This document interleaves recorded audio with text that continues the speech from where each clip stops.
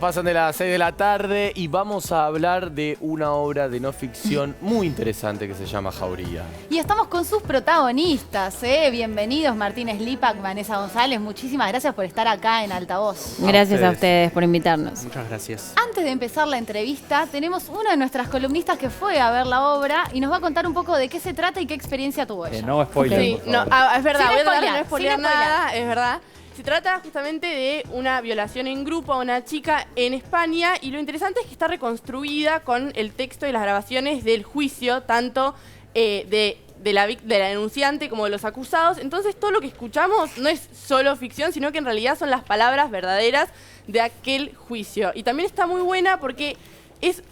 por lo menos para mí, que estos temas a veces, también después les quiero preguntar a los chicos, porque a veces se trata un poco brusco, ¿no? Muy visual, como que se necesita ir a representar literalmente una violación. Y lo interesante de esta obra es que con la palabra te va entrando y vas entrando en todo lo que fue esa experiencia, bueno, horrible y detestable, pero también en el juicio, porque constantemente se la revictimiza y les preguntan, y también el juicio es bastante fuerte en ese sentido.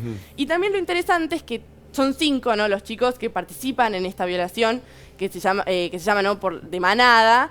Y lo interesante es que son 5 chicos que no son 5 locos. Digo, que uno no ve 5 locos que sea bueno, entonces son violadores y se ven como psicópatas, ¿no? Al contrario, vemos lo que se llama los hijos sanos del patriarcado, ¿no? Vemos 5 chicos normales que incluso nos podemos identificar. Podemos ver, es medio como mi primo, como un amigo. Yo cuando la vi dije, esto es mi secundario. O sea, todo lo podía identificar. Por eso le quiero preguntar acá a los chicos cómo fue interpretar y cómo fue encarar un personaje que es tremendamente cruel, pero tremendamente normal.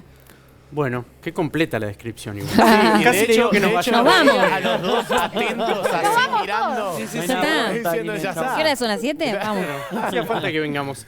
¿Querés Yo creo que tenés que empezar vos. Me parece que fue muy concreto, ¿eh? No, está bien. A ver, vos hablaste mucho del caso, ¿no? Y el caso es un caso real y es muy emblemático. Entonces me parece que en este caso, más que preguntarse desde un punto de vista actoral o ficcional, cómo encarábamos o qué hacíamos con el personaje en sí mismo, me parece que la cuestión fue conectarnos un poco con este hecho, ¿no? Saber, investigar, hablar.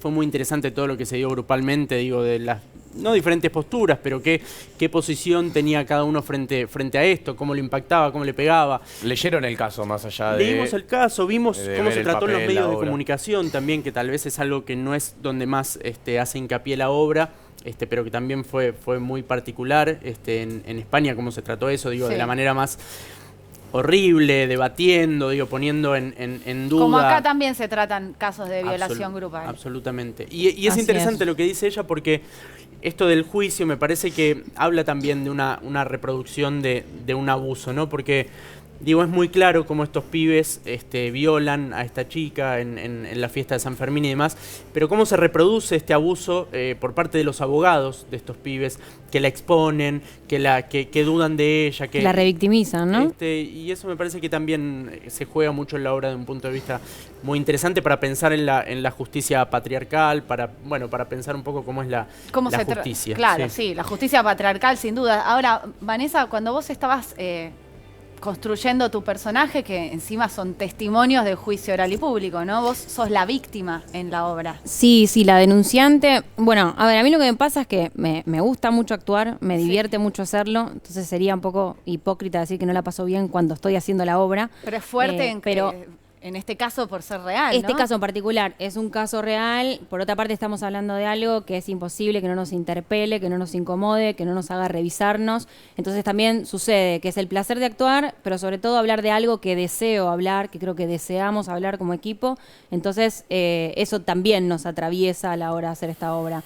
Después, un poco contestando lo que vos decías recién, lo que hizo Jordi Casanovas, que es el autor de la obra, es sobre todo estructurar los testimonios reales del caso, digamos, los testimonios de la denunciante, de los abogados, cómo fue el juicio, de manera tal que uno escuche a los personajes hablar como con una suerte de edición en un mismo tiempo, que esto es algo que siempre lo digo, me parece importante decirlo, porque uno ve la obra y es dinámica, o sea, avanza en el relato, lo que hizo Nelson Valente, lo que propone él, que a mí me parece que está bueno, porque es no pararnos en contar cómo fueron los hechos, sino más bien darle voces a cada uno de estos personajes, de cada uno de estos testimonios, y hacer que la obra sea dinámica y que llegue esta información, ¿no? Y un que caso se comprenda. que tuvo mucha notoriedad, digo, porque también en España está la obra y fue un caso que fue conocido prácticamente en muchas partes del mundo, ¿no? Sí, Sí. sí, fue muy emblemático por muchas cuestiones. El caso, en principio, se revisó la sentencia del caso a partir de la fuerza que hizo la sociedad. Es decir, estos pibes estaban libres y la gente no se lo bancó, pidió que se revise el caso, que además había sido una sentencia hecha únicamente por un tribunal de 20 tipos, ¿no? Pero además surgió algo muy interesante que es la palabra prevalimiento en este caso, y es que muchas veces los abusos y las violaciones no son tan claros. Es decir, uno no dice hubo violencia que puede verse en el cuerpo, que no, hay una serie de condiciones que hacen que la víctima no pueda defenderse, que a veces no son tan claras de ver, Claro. pero están. Y surge esta figura del prevalimiento, esta figura legal, que bueno, que hace que los casos de abuso y de violación se empiecen a revisar de otra manera desde la justicia. No, y sobre todo que encima fue un caso que dividió bastante las aguas en España porque se esperaba lo que se suele esperar casi siempre, ¿no? De las víctimas cuando sucede esto, que parece que hubiese un manual de cómo tiene que reaccionar una chica que es abusada.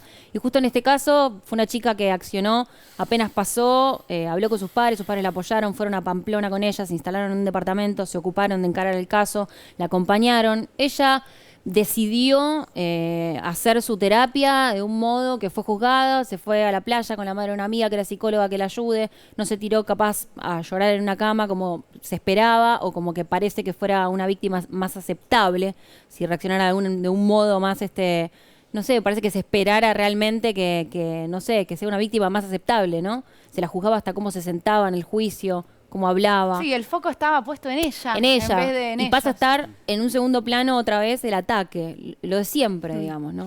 Ahora, ustedes hacen algo muy interesante, que es que los jueves después de la obra hacen charlas debate. ¿Cómo es que surgió esto y qué les pasa con esa experiencia? ¿Qué pasa ahí? ¿Querés contar? No, para mí lo interesante de este tipo de obras es que surgen, digamos, para... o sea, la obra es importante y demás, pero surge la obra para acompañar algo más que la obra, ¿no?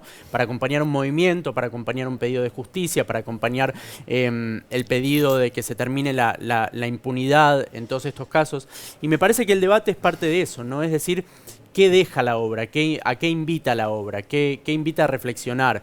Cómo invita a los hombres también a revisar sus masculinidades. Esa es una parte que a mí me interesa mucho de la obra. Justamente por eso que decía ella, porque los personajes... El otro día una piba dijo algo muy interesante en el debate y con cierto pudor dijo, la verdad es que sentía empatía por estos pibes. Y claro, es difícil no sentir empatía porque son pibes simpáticos que están ahí, que pueden ser tu hermano, tu primo, tu amigo, Claro. etcétera, y que son los pibes que abusan también. Digamos, no se demoniza... no se trata de pintar como un monstruo, no, como un tipo que tenés cerca, porque es lo que sucede en nuestra sociedad. El abusador está cerca. Y con respecto a los varones que van a ver la obra y que participan de estas charlas, Sí. digamos, me acuerdo hace poco una frase que dijo Sol Despeinada, que es hasta que no tengamos los mismos miedos no vamos a tener los mismos derechos. Está bueno. Hay varones que se interpelan por este mensaje y comparten, capaz que sin nombre, ¿no? Pero situaciones de romper la complicidad y el silencio, decir, conozco, vi, amigos míos, compañeros del club, mi hermano. Bueno, el otro día había un señor que en el debate, un señor que tendría unos 50 años, Mm. 40 y pico, que decía, es re loco porque yo mientras veía la obra pensaba en esta famosa frase de cuando te dice que no, es sí, ojo que sí. Claro. Tenía que ahí cuando te está diciendo que no es sí, o sea, puntualizaba eso, ¿no? Y como él, nada, me parece que muchos hombres de distintas edades se sienten así, ¿no? Como Sí. incómodos, Sí. identificados. Y también nosotras, ¿no? A haber escuchado tantas veces esas cosas y Millones sentirlas de como veces, algo o aceptado, que no nos haga Seguir el ruido. juego también de eso, Sí, incluso. o saber que era parte de un diálogo Claro. y era aceptable para nosotras eso. Como que no nos dábamos cuenta de que eso era violencia. Sí, además esta Ni cosa hablar. que mencionaban antes que está re bueno, que es que si no hay una marca violenta literal, entonces no es abuso, ¿no? Y esta confusión de que a veces uno piensa que entonces, bueno, eso no hay ninguna fuerza coercitiva en eso, ¿no? Es solo si tenés una marca y está Un bueno moretón, cómo una lo tratan en marca. la obra, pues justamente esa ambigüedad es la que también te permite decir, no, también es abuso, digo, no hace falta que uno termine en pésimas condiciones físicas como para que haya sido abusado. Claro. Digo, eso está buenísimo aclararlo. Vos te quedaste en la charla, Ine. Sí, yo me quedé en la charla y estuvo re bueno. Y creo que fue la charla de la chica que dijo que empatizó con los personajes. Mirá. Y de hecho Mirá. está muy bueno porque además te quedás con el impacto de la obra y después puedes, como bueno, con la charla puedes empezar como a... Digerirlo, claro. Claro, empezás a digerir, empezás a dialogar y también está muy bueno. Yo les quería preguntar, con respecto a esta obra y quizás como artistas en general, porque es algo que me sorprendió mucho verlo, muchas veces yo me indigno un poco por cómo se tratan estos temas en la ficción. ¿Cómo fue trabajarlo sin lo literal? ¿No? Porque en la obra es esto, no hay algo literal, no es que te presentan, bueno, en este momento la No está violamos. recreado, claro. Claro, no está recreado y uno no ve la violencia en el cuerpo, pero sí ve la violencia total en la palabra. Digo, ¿cómo lo Me parece que el teatro muchas veces trabaja con una con una esfera simbólica, ¿no? Claro.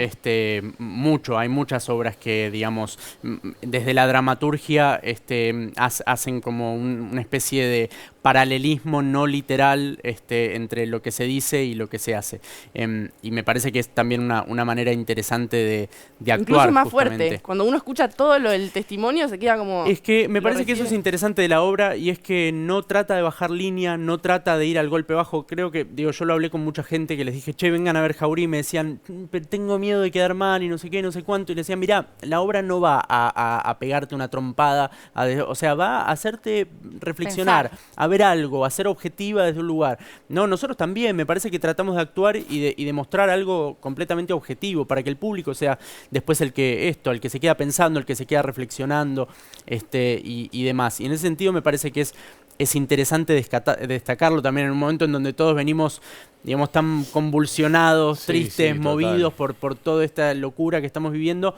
Bueno, no es meterse en una obra que te va a dar vuelta con una trompada, sino es una invitación a ver algo, a reflexionar, y creo que está bien Pero contada en ese sentido. muy necesario Muy. porque seguimos con el patriarcado bien pegado, entonces está buenísimo que haya obras que te inviten a pensar, así que gracias por lo que están haciendo, por los debates también. Bien. Inviten si quieren a toda la gente que nos está viendo a qué días, en qué lugar los pueden ver. Bueno, estamos los días jueves, viernes y sábados a las 20 horas en el Teatro Picadero. Las entradas se pueden sacar por boletería del teatro o por Plateanet. Ahí está. Y mañana se ponen a la venta entradas para la ciudad de La Plata.